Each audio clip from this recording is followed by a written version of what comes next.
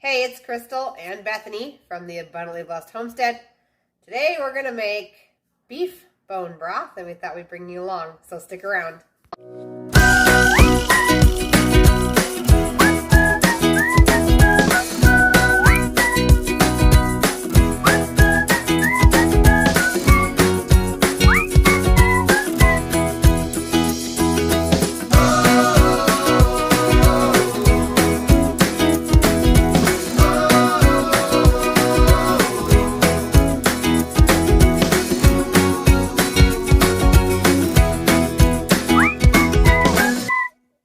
Okay, so the first thing that you're going to need are beef bones. Most of us don't have fresh beef bones, but if you do, you can obviously skip this first step. So the first step is going to be taking your raw frozen beef bones. These are just fresh out of the freezer. And we're going to arrange them on one cookie sheet and a pan, because I don't have two cookie sheets. You want to do that, Bethany? Yeah. Okay, go ahead. You can wash your hands when you're done. And we're doing this because we want these bones. Are you going to be able to do it? Wow, this one is stuck. It's all stuck? Yeah. Here, I'll help you. We're doing this because we want them to thaw out, and then we're going to roast them in the oven because it gives the broth more flavor. Look at that ice. Okay. I know, let's not eat the ice, though. That's yucky. Yeah. Here, why don't you help put some of these pieces over here? Arrange them into the pan for Mommy. Okay. There you go. Hey, Bethany, do you know what's in this one right here? What's in that one? Do you know what that's called right there? What's in the middle of the bone? A meat. No. It's called marrow. It's really, really healthy for you to eat that. It's really healing. Bone marrow. Okay. So we got a couple more pieces that she's going to take out of the box. Oh, marrow. Oh, there's marrow. There it is. Put it right in there. Here you go.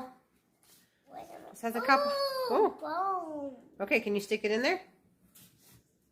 Okay, now is the box empty? Nope. A couple big ones.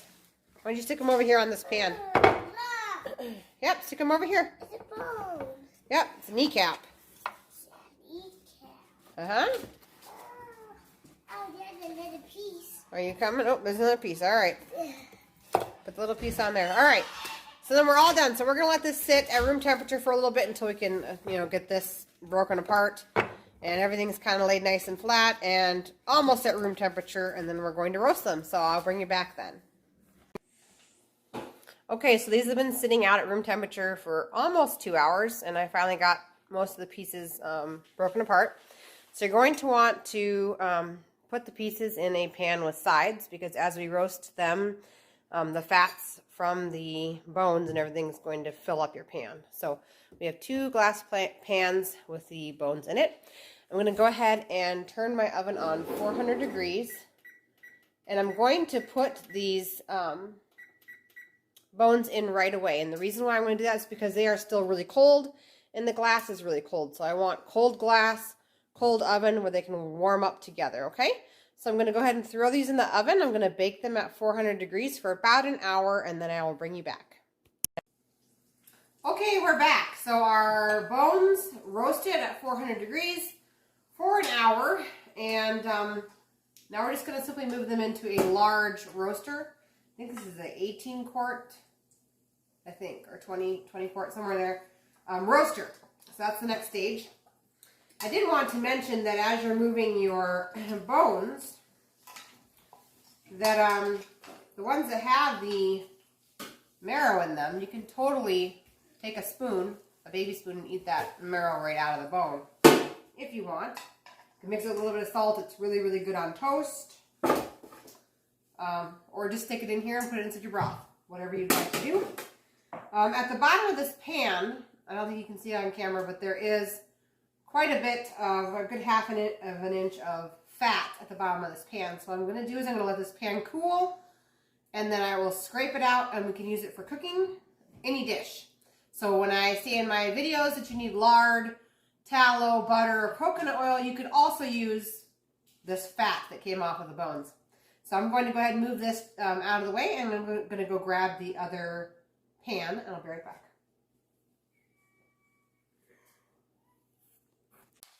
Okay, I am back with more bones out of the oven. So, I'm going to just keep on loading them into this roaster. This is a huge shank bone.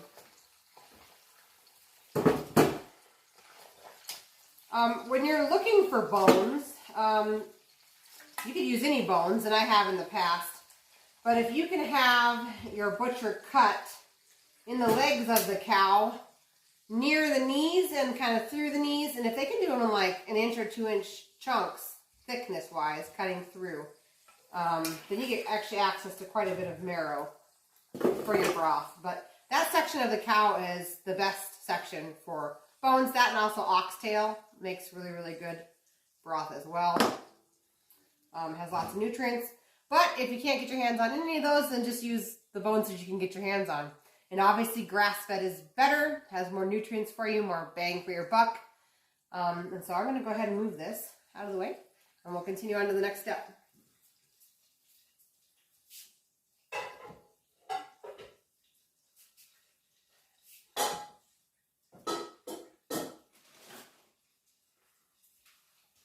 Okay, so now our bones are in this roaster.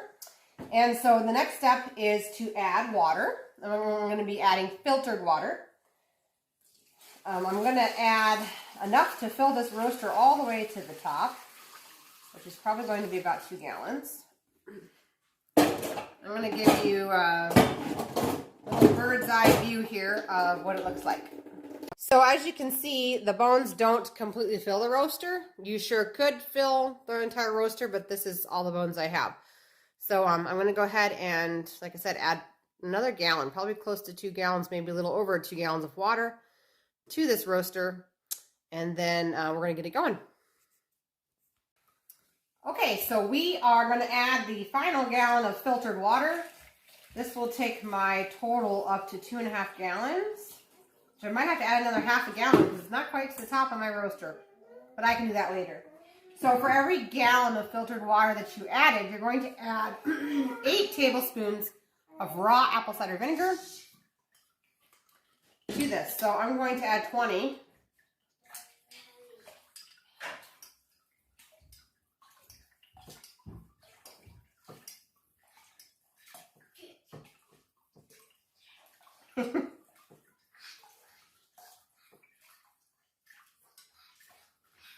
Now, like I said, I'll add another half a gallon later, and I'll add 4 more tablespoons of apple cider vinegar.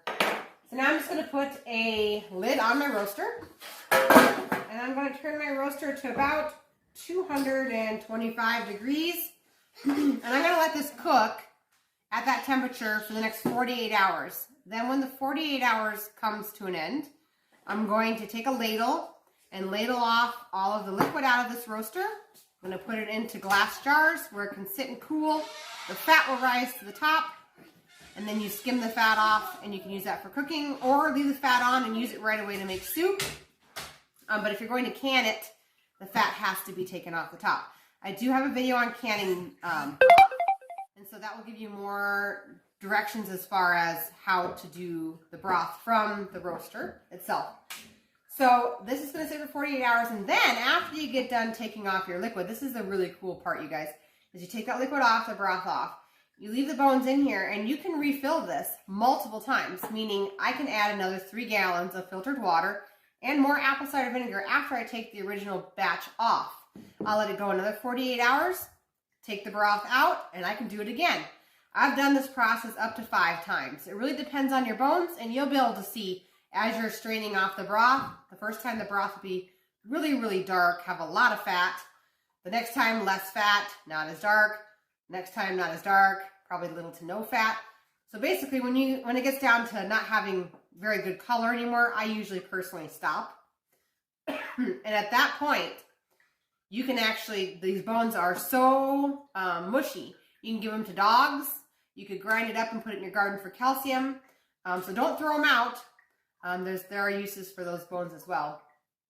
You can do the same thing with chicken bones, but you should only do it about twice because they're quite brittle, and they start breaking into little tiny pieces that go through your strainer when you go to strain the broth, and then you're drinking bone chunks, and nobody really wants that. So anyway, that's basically how you make broth, you guys.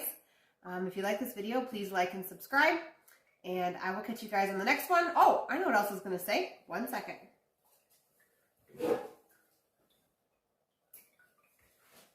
This situation kind of makes me laugh because this tip is going at the very, very end of my video. And a lot of people have already clicked off this video. So if you've made it to the end of this video, comment down below and say, I made it, okay? So here's your tip. This stuff is great